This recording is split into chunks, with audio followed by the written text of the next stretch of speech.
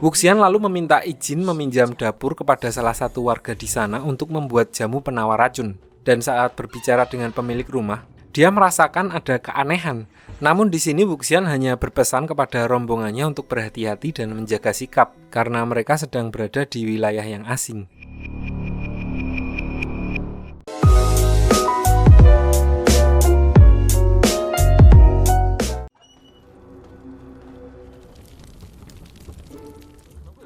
Sambil menunggu ramuan penawar racunnya jadi, di sini Wuxian bertanya kepada Jinling bagaimana dia bisa bertemu dengan rombongan dari Sekte Gusu di kota ini.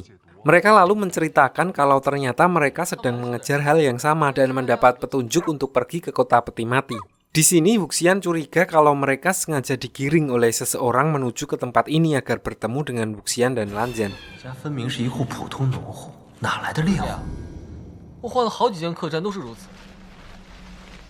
Lanjut saat sedang membagi-bagikan ramuan, tiba-tiba dari luar terdengar langkah kaki. Dan setelah ngintip, wah! Sosok yang awalnya mereka kira hantu, ternyata adalah seorang perempuan buta yang sedang terluka. Namun begitu mereka bertanya, orang itu malah bertingkah aneh dan langsung pergi begitu saja. Lalu gak lama setelah perempuan itu pergi, muncul satu orang lagi yang terluka dan keracunan juga. Setelah diselamatkan dan dibawa masuk ke dalam, mereka baru sadar kalau ternyata orang itu adalah Xing Chen, salah satu dari dua kultivator yang dulu menangkap Sui Yang.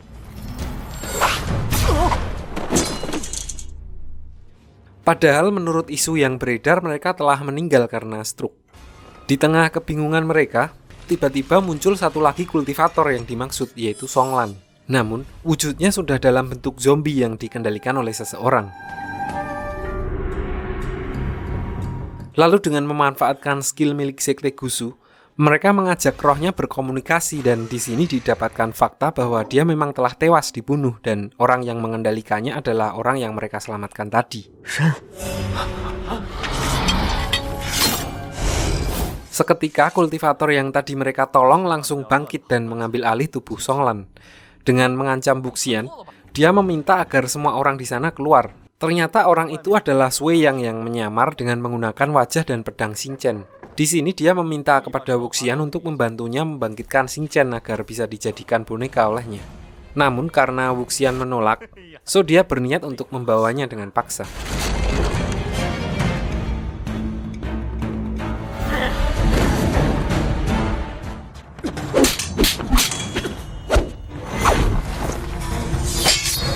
Lalu, di sini Lanjan muncul di saat yang tepat. Dia langsung mengambil paksa pedang Xing Chen dari tangan Sui Yang dan melawannya. Sementara Wuxian membawa rombongan bocil ke tempat aman.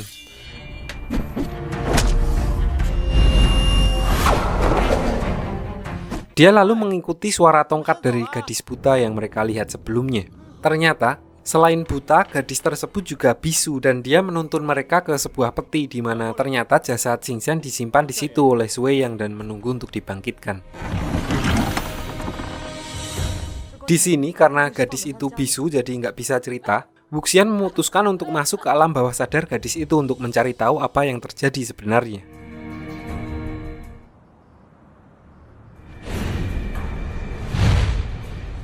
Diceritakan 16 tahun yang lalu bersamaan dengan meninggalnya Wuxian, Xing Chen mendonorkan kedua matanya untuk Songlan karena terkena serangan Sui yang waktu menangkapnya dan akhirnya membutakan matanya.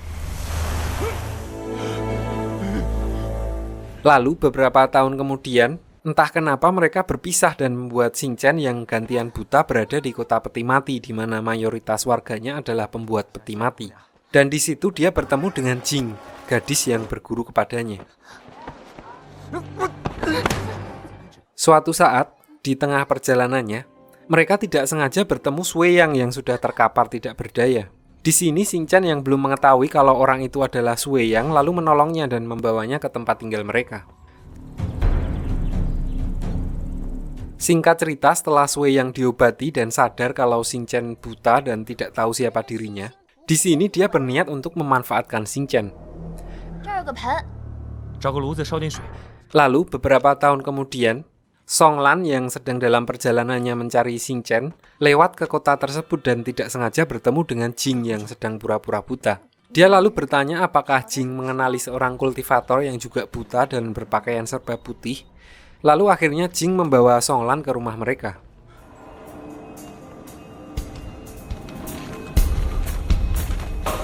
Namun dari kejauhan, Songlan melihat Sui Yang dan mengira kalau mereka berdua kini bekerja sama. Padahal aslinya Xingchen hanya dimanfaatkan oleh Sui Yang karena kebutaannya. So pertarungan pun tidak bisa dihindari antara Songlan dan Sui Yang.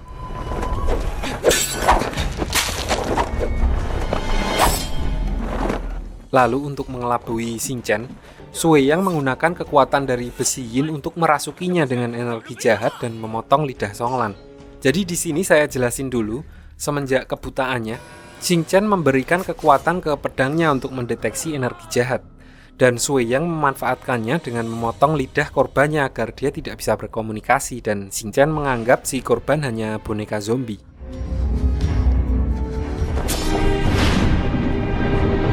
Lanjut lagi, begitu energi jahat masuk ke tubuh Songlan, Xingchen langsung keluar dan menyerangnya.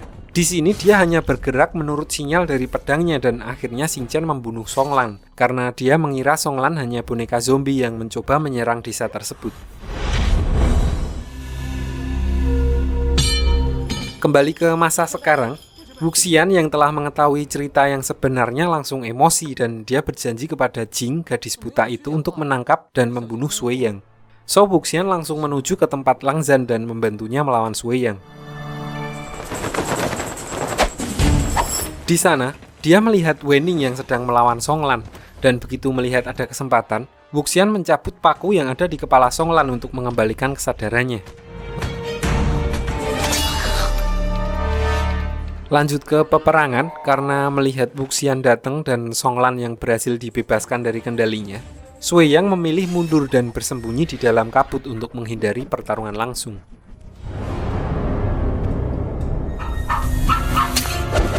Sambil bersembunyi di dalam kabut, Sui Yang mencoba untuk menyerang Wuxian. Untungnya Wenning langsung gercep menghalau serangan dari Sui Yang. Lalu dengan petunjuk yang diberikan Jing, si gadis buta tadi, jurus pedang terbang Lan Zhan berhasil mengenainya.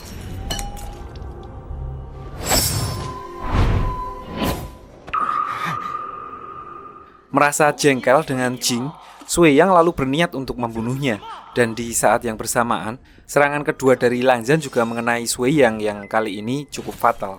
Wuxian yang melihat Jing tertusuk pedang Sui Yang langsung menghampirinya. Dan begitu melihat Wuxian lengah, Sui Yang mencoba untuk melancarkan serangan terakhirnya. Beruntung Lan Zhan dengan setbet langsung menebas lengan Sui Yang akhirnya membuatnya tidak berdaya lagi.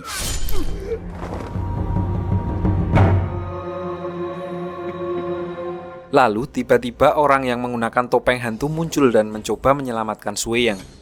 Namun dia berhasil dihalau dan akhirnya hanya mengambil jimat harimau dari Sui Yang sebelum akhirnya kabur menggunakan jimat portal miliknya. Beralih ke Songlan yang telah mendapatkan kesadarannya kembali setelah pakunya dicabut. Di sini akhirnya dia bisa menuntaskan dendamnya selama ini kepada Sui Yang.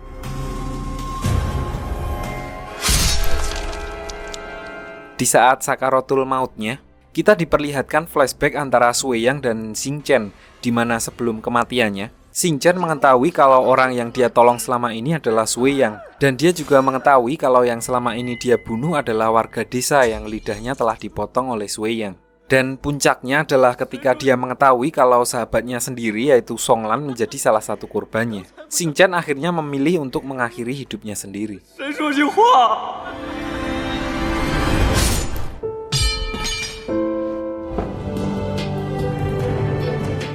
Balik ke rombongan Wuxian dan kawan-kawan, diperlihatkan di sini setelah selesai melakukan upacara pemakaman untuk Jing, Lan Zhan tiba-tiba mendapat sinyal dari jimatnya untuk kembali ke kota peti mati. Di sana dia bertemu dengan Songlan yang sedang melihat jasad Xingchen untuk yang terakhir kalinya. Sebelum berpamitan, Lan Zhan menyerahkan pedang milik Xingchen kepada Songlan dan akhirnya dia melanjutkan perjalanannya.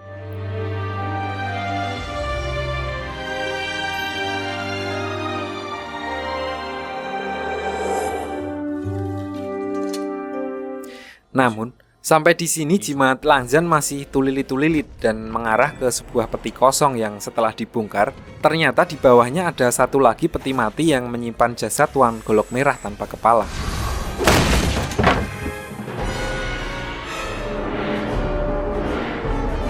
Singkat cerita, Wuxian dan Lanzan langsung mengabari Lan Xichen dan mereka bertemu di sebuah desa di dekat situ. Di pertemuan itu, Wuxian dan Lanzan mengutarakan kecurigaan mereka terhadap salah satu orang sebagai dalang dari semua ini, dan orang yang dimaksud adalah Guang Yao, pemimpin Sekte Emas. Namun, Lan Xichen tidak menerima kecurigaan mereka begitu saja karena bukti-buktinya belum cukup kuat. Lan Xichen akhirnya meminta mereka untuk ikut ke Sekte Emas tempat diadakannya pertemuan antara 4 sekte besar. Di sana, mereka berdua diminta mencari bukti yang cukup agar Lan Xichen bisa menilai secara adil kecurigaan mereka terhadap Guang Yao. Singkat cerita, beberapa hari kemudian saat mereka sampai di sana, dan Guang Yao belum mengetahui kalau Wuxian telah dibangkitkan kembali, Wuxian langsung memulai investigasinya dengan berpatroli untuk mengetahui denah istana Sekte Emas. Dan setelah mengetahui ruangan Guang Yao, Wuxian langsung menjalankan operasinya dengan menggunakan segel orang-orangan kertas untuk menyelinap masuk dan memata-matai gerak-gerik Guang Yao.